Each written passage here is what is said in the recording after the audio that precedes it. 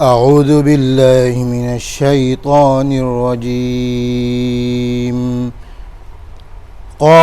قال له موسى هل أتبعك على أن تعلمني مما علمت رشدا قال إنك لن تستطيع معي صبرا وكيف تصبر على ما لم تحط به خبرا قال ستجدني إن شاء الله صابرا ولا أعصي لك أمرا قال فإن اتبعتني فلا تسألني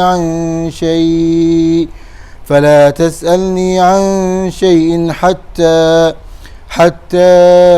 أحدث لك منه ذكرا فانطلقا حتى إذا ركبا في السفينة خرقها قال أخرقتها لتغرق أهلها لقد جئت شيئا إمرا قال ألم أقل إنك لن تستطيع معي صبرا قال لا تؤاخذني بما نسيت ولا ترهقني من أمري عسرا فانطلقا حتى إذا لقيا غلاما فقتله قال أقتلت نفسا زكية بغير نفس لقد جئت شيئا نكرا قال ألم أقل لك إنك لن تستطيع معي صبرا قال إن سألتك عن شيء بعدها فلا تصاحبني قد بلغت من لدني عذرا فانطلقا حتى إذا أتيا أهل قرية استطعما أهلها فأبوا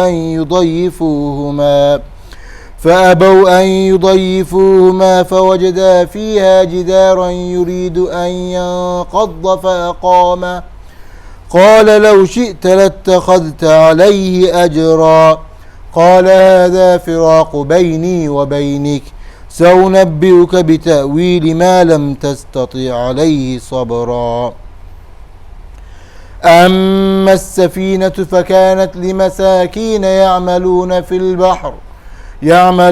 البحر فأردت أن أعيبها وكان وراءهم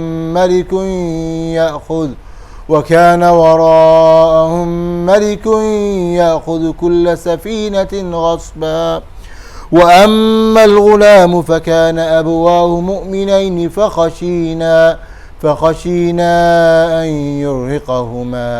أن يرهقهما طغيانا وكفرا فأردنا أن يبدلهما ربهما خيرا منه زكاة وأقرب رحما وأما الجدار فكان لغلامين يتيمين في المدينة وكان تحته كنز لهما وكان أبوهما صالحا فأراد ربك أن يبلغا أشدهما ويستخرجا كنزهما رحمة من ربك وما فعلته عن أمري ذلك تأويل ما لم تسطع عليه صبرا.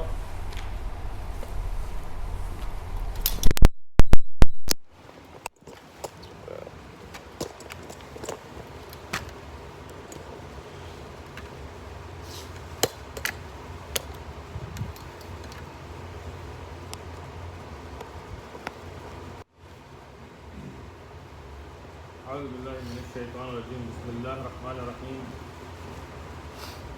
Surah al-Kahf, where the 16th juz begins, has many beautiful reminders and stories of what happened historically in the past. And we went a little bit into the last part of the 15th juz just to give you a more complete story about the story of Musa alayhi salam and Khidr alayhi salam. this is a very important lesson, especially for Tullab ilm, especially for students of knowledge. The Quran is filled with wisdom. There are, each ayah of Quran can have entire books written, as Ibn al-Qayyim al-Jawziyah wrote on Iyaka na'budu wa Iyaka nasta'een. He wrote an entire book called Madarij al-Salikin. But I will inshallah summarize some of the benefits for the English speaking audience. And again, this is not an exact translation, it's always the meaning of the translations that we try to present. Musa alayhi salam, he said to Khidr alayhi salam, may I follow you so that you may teach me something of knowledge. Subhanallah, the first thing we need to pay attention, Musa alayhi salam is a Nabi of Allah.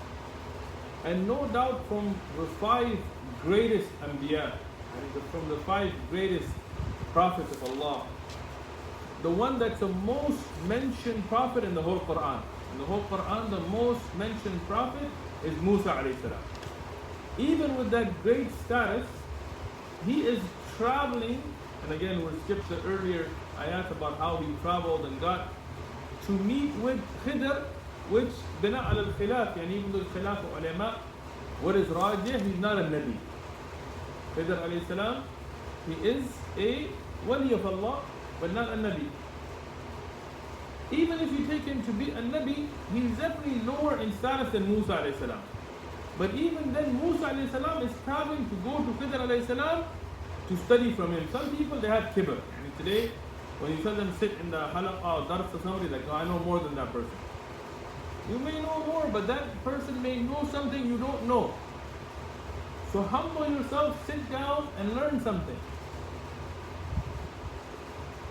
So he asks him to teach him something from that which he has been taught by Allah.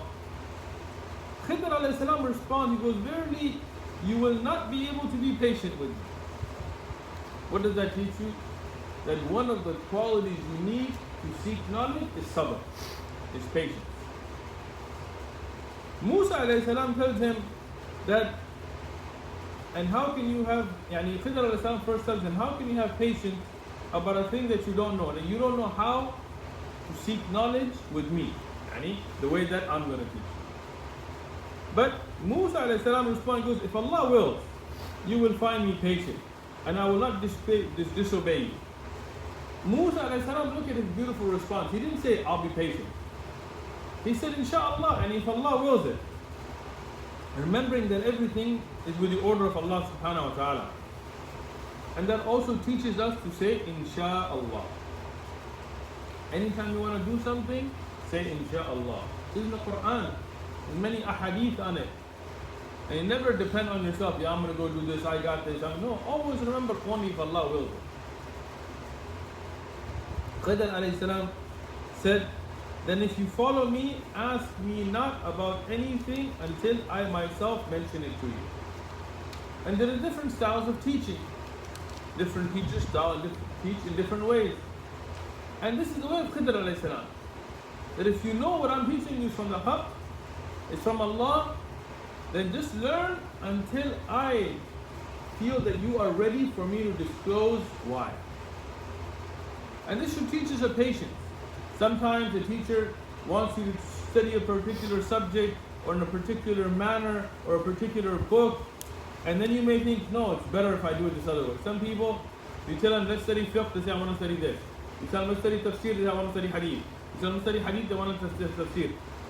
You always have to understand that a teacher may guide you in a way that they realize is better for you.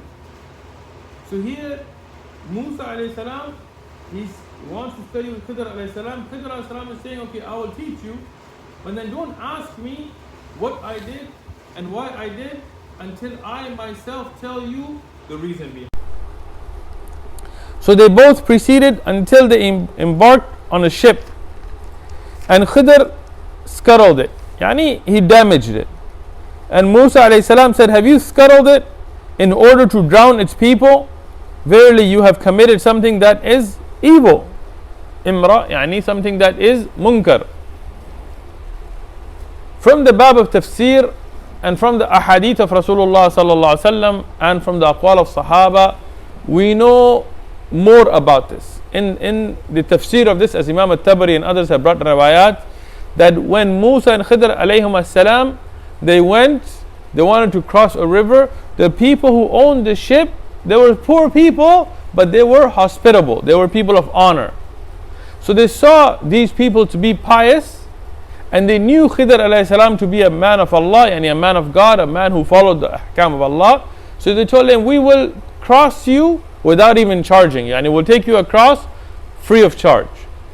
And that teaches you a good akhlaq. Yani if you see somebody as a person of religion, to try to do good with them, to make ikram for them, this is from the way of the pious people, and Allah will benefit them because of their good niyas, you will see. Now Musa alayhi salam, he sees this good deed that these people are doing, and then he sees Khidr alayhi salam chipping away at the boat, making a hole in it, damaging it. So subhanallah, obviously, and Musa alayhi salam, he was somebody who was very strict in Amr bin Ma'ruf and Nahy al-Munkar. If he saw something wrong, he would stop it with the hand. So when he saw this, he got upset. He goes, I thought of you to be a pious, a scholar, a knowledgeable person. You're doing something that I see as haram. But this is a good lesson for us. Sometimes we don't realize the hikmah behind what Allah has ordained. Sometimes, and I'll give you in tafsir of this a very short and a beautiful story from the Salaf, which will be in tafsir of this. Imam al-Shafi'i, he was a teacher of Imam Ahmad. Imam al-Shafi'i was a great scholar of Islam. Imam Ahmad ibn Hanbal would praise Imam al-Shafi'i at home, to his children, to his family. He would talk about the great fadail of the great alim, the great zahid, Imam Shafi'i. One time Imam Shafi'i came to visit his student. Imam Ahmad was very happy, and his family was very happy, his children were very happy that they would get to meet Imam Ahmad's teacher. So Imam al-Shafi'i, when he came, the children of Imam Ahmad, Abdullah and Salih and those that would become scholars themselves someday, they prepared for Imam al-Shafi'i a bowl of water and a miswak to make ikram for him. Because their father, Imam Ahmad ibn Hanbal, his regular way was that every night he would wake up and they would have for their father water and a miswak ready as good children. He would make wudu, he would do the siwak according to the sunnah, and then he would get up and make qiyam al-layl for most of the night, or at least a large part of the later part of the night. So they knew that if their father was so pious that he did this, they thought al-Shafi'i, his father's teacher, must do more. So Imam al-Shafi'i went, he laid down. Now the children of Imam Ahmad, they're trying to see al-Shafi'i and see what great ibadah he would do. They left the bowl of water, they left the miswak, Imam al-Shafi'i laid down. The children kept looking until they got tired, they went and slept. The next morning, al-Shafi'i goes to the masjid with Ahmad ibn Hanbal radiyallahu anhuma, and the children noticed the bowl of water is untouched.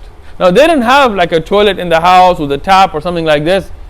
So when Imam Ahmad and Shafi'i came back and they were having breakfast and things, afterwards Imam Shafi'i, he was resting. Imam Ahmad's children told him that, oh our father, you praised the Shafi'i so much, but we saw that he not only didn't get up for Qiyam al-Layl, not only did he not make wudu with that water for Qiyam al-Layl, but he prayed Fajr without wudu.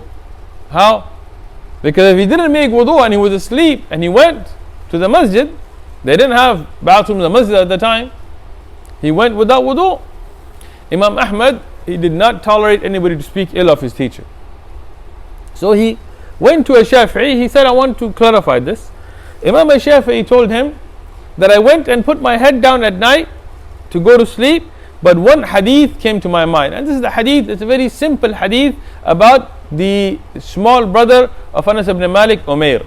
And he had a little bird named Numair, and they call him Numair. So Rasulullah asked him that, what did you do with your little bird? The bird was lost. And he was joking and trying to entertain and trying to hearten the child from the loss of his pet. Such a light thing. Imam Shafi'i, this hadith came to my mind and I kept thinking over it, deriving benefit from it, ahkam of sharia and fiqh from it until Fajr Adhan. So I never went to sleep. And so he went then and prayed Fajr with that wudu he had when he went to bed. And then he asked Imam Ahmad bin Hanbal, what would have been more beneficial for the ummah, me to derive these ahkam of sharia or fiqh for the ummah, or for me to make my own ibadah at night? Imam Ahmad said, verily you have chosen what is best. Sometimes, so Imam Shafi'i, What was zahir to the children, that he didn't make qiyam al-layl, he didn't read tahajjud, he went to fajr without wudu. But in reality, he was contemplating ilm all night, and he went to fajr with wudu.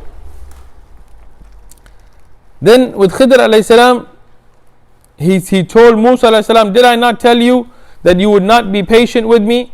Musa alayhi salam said, call me not to account for what I forgot. And I forgot about that issue about not having to ask you. So give me a chance, basically, right? And be not hard upon me, upon my affairs. And take it easy, give me a chance. Then they both proceeded until they met a boy. And he, Khidr alayhi salam, killed that boy. Young boy, under bulugh, murdered him. Musa alayhi salam now, again, he's somebody who's very strict upon right and wrong. He lost it. He told him, have you killed an innocent person who had killed none? That little child hadn't killed anybody. Verily you have committed a nukr, something that is munkar, a prohibited evil act. Khidr alayhi salam told him, didn't I tell you that you would not be able to be patient with me? Musa alayhi salam said, okay, give me one last chance. Again, this is an explanation of the meanings here, right? He said, if I ask you anything after this, keep me not in your company, and you have received an excuse from me. There is a lot of hikmah here. I wish I had enough time to explain. Musa alayhi salam, he's asking for another chance, but what is the punishment? What is the horrible punishment? If he fails, he said, then you can kick me out of your company. What does that tell you? Losing company of the pious is one of the worst things that can happen to you. He didn't say you can whip me, you can charge me money, you can take a fine. He says then you can leave me. And if we lose company of the pious, this is a great, especially those people of knowledge, this is a great calamity even if we don't realize it. When the people of knowledge die and they leave this dunya, for the people of this dunya we may not realize it, but this is a horrible calamity. Worse than losing your wealth, worse than losing your family, worse than losing your houses. These are the people that contain the knowledge of the akhirah, the knowledge of Allah, the knowledge of the sharia. When we lose that, it's a great loss even if we don't realize it. Musa alayhi salam said, if I ask you anything after this, khalas, you can leave me and you have an excuse from me, meaning I'm not going to complain about it. Then they both proceeded till when they came to a people of a town. They asked them for food, but they refused to entertain them. And when they found therein a wall about to collapse, and he, Khidr alayhi salam, set it upright, meaning he fixed it, Musa alayhi salam said, if you had wished, surely you could have taken wages for it. Now, from the Bab al-Tafsir, again, there's many ahadith, Rasulullah explained this, Sahaba explained this, but I'm summarizing here for time. Musa alayhi salam and Khidr alayhi salam, they went to this town. And this town were a cruel people. What was the tradition at that time, and what is the tradition of the Sharia today? In our Sharia, what is the tradition? That the guest has a right, they have a haqq, that you keep them and feed them for 3 days. If a Muslim comes to this town, not talking about making ikram, not talking about being a good host or being hospitable, it's their right. It's their right that we as the Muslims of this town keep them, give them a place to stay and feed them for 3 days and 3 nights. Past that is ikram. Past that is your being hospitable. Today we forget, if somebody comes to our house and we give him a cup of water, we're like, man, I'm such a generous guy, I give him a cup of water. It's because we got our mindset twisted. So now these people, when Musa alayhi salam, Khidr alayhi salam came, not only did they did not extend that basic haqq, but they didn't even sell them food, they didn't give them food. Now Musa alayhi salam, Khidr alayhi salam, at this time they're also, they're traveling, they don't have a lot of wealth and things. And when these people, even when they asked them, can you help us, we're travelers, they turned them away. Khidr alayhi salam sees a wall that's breaking, it's falling. He goes and fixes it for them for free. Now Musa alayhi salam, he says, look, and if those people in the ship that helped us for free, you broke their ship. That innocent child, you killed him. These people that didn't help us, you helped them out for free. The one that did good to us, you did harm to them. The one that harmed us, you did good to them. I can't take this. Right? Khidr alayhi salam said, this is the parting between me and you. That's it. And I told you, if you ask me one more time, that's it. I will tell you the interpretation of the things which you were unable to be patient to learn. I'm going to tell you why I did what I did. If he was patient, he would have learned it anyway and maybe benefited more. He said, as for the ship, it belonged to Masakin, to the poor, working in the sea. So I wished to make a defect, damaging it, as there was a king behind them seizing every ship by force. There was a king who wanted to invade another country. And it's from the Bab Tafsir. So what he was doing, he was going through the rivers and oceans and anybody in the kingdom that had an able ship, he was seizing it. He was taking it from them. Now these people, they were poor, and their only means of income was that ship. Now Allah revealed this to Khidr alayhi salam, but the people who owned the ship didn't know. All they would know is somebody made a hole in the ship and damaged it. So they would see that as a hardship, but really Allah protected them through that hardship. It's a lesson to pay attention to. They saw it as harm, but Allah was benefiting them. They what? Saw it as harm, but in reality it was a benefit for them. When that king came, he saw the ship, it's damaged, he let it go. That damage, they can fix it in a few minutes. The damage they can fix, but now the ship they have, otherwise they wouldn't have a means of earning a rizq. As for the boy, his parents were believers. His parents were pious, they were good. And we feared lest he should oppress them by a rebellion and disbelief. A lot of tafsir here, but I'm going to summarize. Allah subhanahu wa ta'ala knows the qadr. And Allah subhanahu wa ta'ala knew from His qadr and His wisdom that child, when he grew up, he would be disobedient. And not only disobedient, he would be from the people of kufr. And maybe from that, he would be a hardship on his parents until it would lead them to kufr. There is a lot of tafsir here, but I'm summarizing. So Allah subhanahu wa ta'ala chose to benefit those believing parents by taking that child at an age that the child was not baligh. What does that do? The child who's not baligh, he enters Jannah. The child that dies qabl al-bulugh enters Jannah, even if in the house of the mushrik. What is rajih amongst the aqwal of ulama. And here the parents are pious, so no doubt that child was raised in the house of the Muslim, and he would enter Jannah. And those parents would also then stay upon the religion. And sometimes you have a child, and that child becomes, may Allah protect us all, something bad, and then he tries to be harsh on the parents, and the parents go through stress. Maybe it will make them lose hope in their own faith, or even if it wouldn't take them to kufr, it would take that child to kufr, which would cause hardship to those believing parents. So sometimes you lose a child, and it's of course one of the worst things you can imagine as a parent. But Allah has a hikmah. Allah has a hikmah that we don't realize. Here, these parents don't know.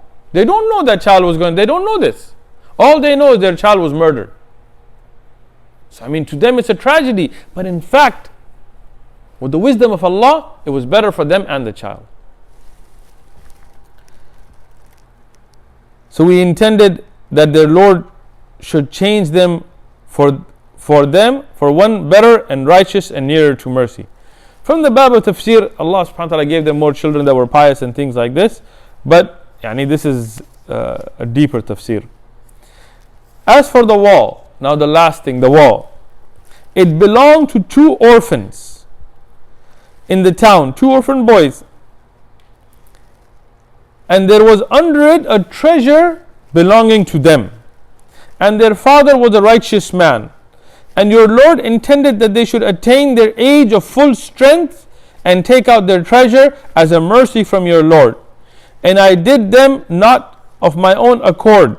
This is the interpretation of those things over which you could not hold patience. Subhanallah. So much benefit in these ayat. Pay attention.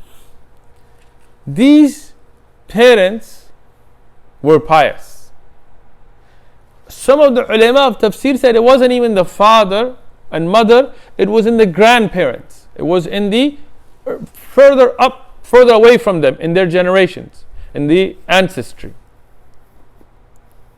But because of that piety, Allah is sending either two anbiya or a nabi and a wali to go protect the rizq of those children. Imagine. Today somebody says, if I keep a beard, I won't get a job, I'm not going to have rizq. If I wear hijab or niqab, I'm not going to have rizq. If I follow the sharia and don't deal with riba, I'm not going to get rizq.